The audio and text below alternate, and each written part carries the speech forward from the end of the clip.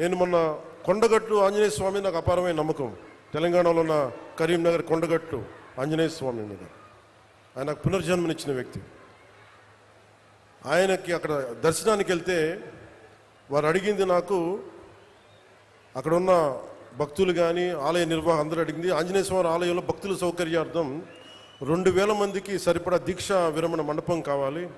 అక్కడ దీక్ష విరమించి వాళ్ళు టీటీడీకి వెళ్తారు, తిరుపతి దర్శనానికి వెళ్తారు, మీరు కొంత సహకారం ఇవ్వండి అంటే చాలా వెంటనే తీసుకున్నాను. దానికి వచ్చిన తర్వాత దాన్ని పర్స్యూ చేసిన తర్వాత ఈ రోజున గత 2 రోజుల క్రితం 96 గదుల సత్రం నిర్మాణానికి 35.19 కోట్ల 35 లక్షల వ్యయంతో టీటీడీ బోర్డు ఆమోదం తెలిపింది. దీనికి గౌరవ ముఖ్యమంత్రి శ్రీ నారా చంద్రబాబు నాయుడు గారికి, TTD chairman Sri B R Naidu గారికి, పాలక మండలి సభ్యులకి, అధికారులకి, అలాగే TTD executive officer Sri Anil Kumar Singhal గారికి, అడిషనల్ ఈవో శ్రీ వెంకయ్య చౌదరి గారికి, joint executive officer Sri Veerabrahmam గారికి, అలాగే ప్రతి ఈ ప్రాసెస్లో ఉన్న నిలబడే టీటీడీ బోర్డు సభ్యులందరికీ, ప్రతి ఒక్కరికి, పాలనా మండలందరికీ పేరు పేరున నా మనస్ఫూర్తిగా నా హృదయపూర్వక ధన్యవాదాలు తెలియజేసుకున్నాను.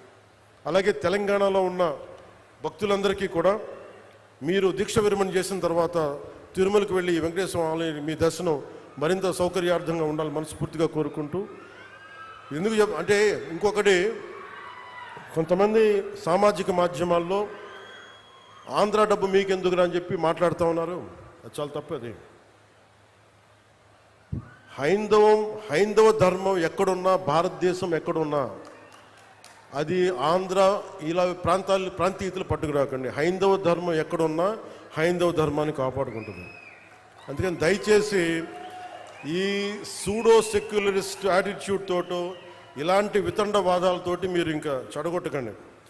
ప్రాంతాలతోటి, ప్రాంతీయతలతోటి, కులాలతోటి, భాషలతోటి ఇంకా దేశాన్ని నాశనం చేసి కూర్చోబెట్టారు. ఇంకా చాలు ఇలాంటి పిచ్చి మాటలను, ఇలాంటి వాదనలు ఆపి కొంచెం కన్స్ట్రక్టివ్గా ఆలోచించండి దయచేసి అందరూ.